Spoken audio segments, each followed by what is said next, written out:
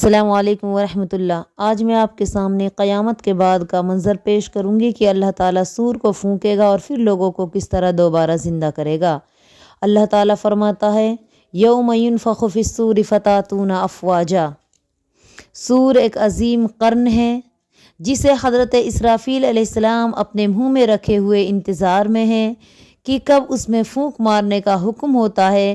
حضرت اسرافیل کے سور میں پھونک مارتے ہی ساری دنیا ختم ہو جائے گی، کائنات کا نظام درہم برہم ہو جائے گا اور تمام انسانی آبادی موت کے گھاٹ اتار دی جائے گی۔ پھر اللہ تعالیٰ ایک ایسی بارش نازل فرمائے گا جس کے اثر سے ریڑھ کی ہڈی کے آخری حصے سے تمام اجسام اگنے شروع ہو جائیں گے۔ چنانچہ ایک ایسی نئی تخلیق ہوگی کہ اب اس کے بعد لوگوں کو موت نہ آئے گی۔ لوگ ننگے بدن، ننگے پاؤں، بغیر ختنہ کے ہوں گے۔ جنوں اور فرشتوں کو بھی دیکھیں گے، اپنے اپنے اعمال کے مطابق اٹھائے جائیں گے۔ چنانچہ حالت احرام میں وفات پانے والا تلبیہ پڑھتا ہوا اٹھے گا، یعنی لبیک اللہم لبیک کہتا ہوا اٹھایا جائے گا۔ شہید کا خون بہہ رہا ہوگا، قاتل قتل کی حالت میں ہوگا۔ رسول اللہ صلی اللہ علیہ وسلم نے ارشاد فرمایا یبعث کل عبد علی ما مات علیہ۔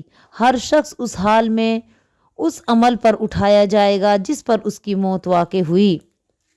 تمام انسانوں کے مر جانے کے 40 سال بعد اللہ تعالیٰ ایک دوسرا عالم بنائے گا اور ساری کی ساری نسل انسانی کو جو حضرت آدم علیہ السلام سے قیامت تک زمین پر پیدا ہوئی تھی بیک وقت دوبارہ زندہ فرمائے گا اور سب کو اکٹھا کر کے ان کو حساب و کتاب کے لیے کھڑا کرے گا۔ یہ دن 50 ہزار سال کے برابر ہوگا۔ سورج سوا نیزے کے فاصلے پر آ جائے گا۔ گرمی کی شدت کی وجہ سے لوگ اپنے اپنے اعمال کے حساب سے تلووں، ایڑیوں، ٹخنوں، گھٹنوں، کمر اور سینے تک پسینوں میں سرابور ہوں گے۔ وہ چاہیں گے کہ اپنی طرف سے ہدیہ پیش کر کے چھٹکارا لے لیں یا پھر خاک ہو جائیں۔ رہی گنہگاروں کی کیفیت تو زکوٰۃ نہ دینے والوں کو ان کے مال سے آگ کی تختیاں بنا کر ان کے جسم کو داغا جائے گا۔ گھمنڈیوں کو چیونٹیوں کی شکل میں اٹھایا جائے گا۔ خیانت کرنے والوں، غصب کرنے والوں اور دھوکہ دینے والوں کو رسوا کیا جائے گا۔ چور چوری کا مال اپنے ساتھ لے کر آئے گا۔ ہر پوشیدہ امر اور حقیقت کھل کر سامنے آ جائے گی۔ البتہ نیک اور متقیوں کو کوئی گھبراہٹ لاحق نہ ہوگی، بلکہ یہ دن ان کے اوپر ایک نماز جیسے نماز جوہر کی طرح گزر جائے گا۔ اللہ تعالیٰ کا فرمان ہے لا يحزنهم الفزع الاکبر۔ بڑی گھبراہٹ انہیں پریشان نہ کرے گی۔ اس دن انسان اپنی پوری زندگی کے پورے ریکارڈ کے ساتھ حاضر کیا جائے گا۔ جب بندے کے ہاتھ میں اس کا نامہ اعمال دیا جائے گا جس میں اس کی زندگی کا پورا کچا چٹھا ہوگا تو وہ اپنی زندگی کے پورے ریکارڈ کو دیکھ کر پکار اٹھے گا یہ کیسی کتاب ہے جس نے نہ چھوٹی بات چھوڑی نہ بڑی، سب کے سب کو اپنے اندر درج کر لیا ہے۔ اسی طرح ہر شخص بہت جلدی اپنی پوری زندگی کا حساب سمجھ لے گا۔ اس وقت اللہ تعالیٰ فرمائے گا اقرا کتابک کفی بنفسک الیوم علیک حسیبا۔ تو اپنے نامہ اعمال پڑھ لے، آج خود ہی تیرا نفس اپنے حساب کرنے کو کافی ہے۔ مومن کو اس کا نامہ اعمال اس کے داہنے ہاتھ میں دیا جائے گا اور کافر کو ان کی پیٹھ کے پیچھے سے بائیں ہاتھ میں نامہ اعمال دیا جائے گا۔ نامہ اعمال کو پانے کے بعد مومنین اور صالحین بہت خوش ہوں گے۔ وہ خود بھی اسے پڑھیں گے اور دوسرے کو بھی دکھائیں گے، جیسا کہ اللہ تعالیٰ نے سورۃ الحاقہ میں ارشاد فرمایا فَأَمَّا مَنْ أُوتِيَ كِتَابَهُ بِيَمِينِهِ فَيَقُولُ هَاؤُمُ اقْرَءُوا كِتَابِيَهْ إِنِّي ظَنَنْتُ أَنِّي مُلَاقٍ حِسَابِيَهْ۔ اس وقت جس کا نامہ اعمال اس کے سیدھے ہاتھ میں دیا جائے گا وہ کہے گا لو دیکھو پڑھو میرا نامہ اعمال، میں سمجھتا تھا مجھے ضرور اپنا حساب ملنے والا ہے۔ لیکن کافر اپنے نامہ اعمال کو پا کر بہت مایوس ہوں گے۔ وہ چیخیں گے، چلائیں گے۔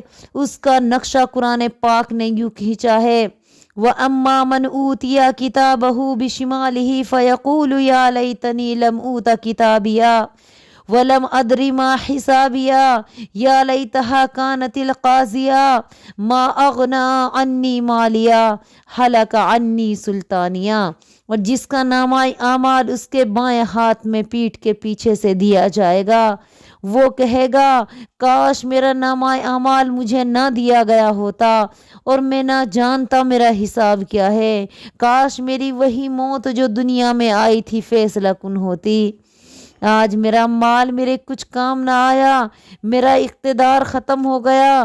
حضرت ام المومنین عائشہ صدیقہ رضی اللہ تعالی عنہا نے رسول پاک صلی اللہ علیہ وسلم سے عرض کیا، یا رسول اللہ، میرے نزدیک قرآن کی سب سے خوفناک آیت وہ ہے جس میں ارشاد ہوا ہے من یعمل سوءا یجز بہ، جو شخص برائی کرے گا وہ اس کی سزا پائے گا۔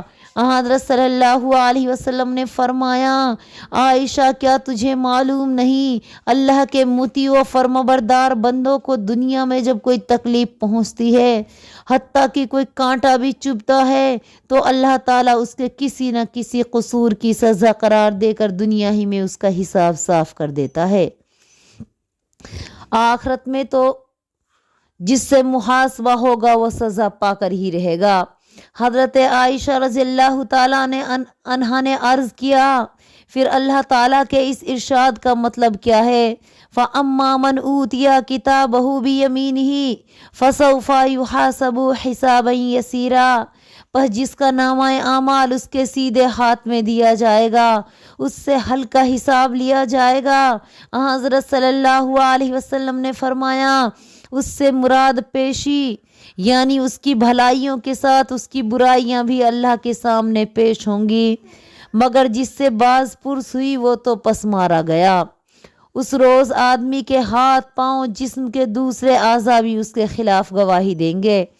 اللہ تعالیٰ نے سورۃ الیاسین میں ارشاد فرمایا، الیوم نختم علی افواہہم وتکلمنا ایدیہم وتشہد ارجلہم بما کانوا یکسبون، کہ قیامت کے دن تمہارے منہوں پہ مہریں لگائی جائیں گی، ہاتھ بولیں گے اور پیر گواہی دیں گے جو کچھ تم دنیا میں کرتے ہو۔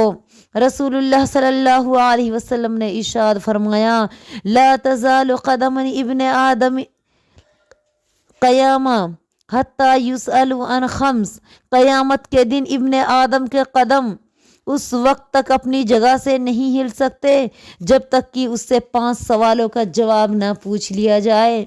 پہلا سوال ان عمرہ فیما افنا، اس کی عمر کے بارے میں پوچھا جائے گا کہ کہاں گزاری۔ دوسرا سوال وعن شبابہ فیما ابلاہ، اس کی جوانی کے متعلق پوچھا جائے گا اس کو کس چیز میں ختم کیا۔ تیسرا سوال وعن مالہ من این اکتسب وفیما انفقا، اس کے مال کے بارے میں پوچھا جائے گا، مال کو کہاں سے کمایا اور اس کو کہاں خرچ کیا۔ پانچواں سوال وماذا عمل فیما علم، اور اپنے علم کے مطابق کیا جائے گا کہ اس پہ کتنا عمل کیا۔ معزز سامعین، سب سے پہلے محمد صلی اللہ علیہ وسلم کا حساب ہوگا، یعنی آپ صلی اللہ علیہ وسلم جنت میں داخل ہوں گے۔ اعمال میں سب سے پہلے نماز کا حساب ہوگا اور فیصلہ سب سے پہلے خون کا ہوگا۔ حشر میں جب لوگوں کے حساب و کتاب کے لیے اللہ تعالیٰ کی عدالت قائم ہوگی تو اس وقت فیصلہ اس بنیاد پہ ہوگا کہ بندہ جو پونجی لے کر آیا ہے وہ وزنی ہے یا بے وزن۔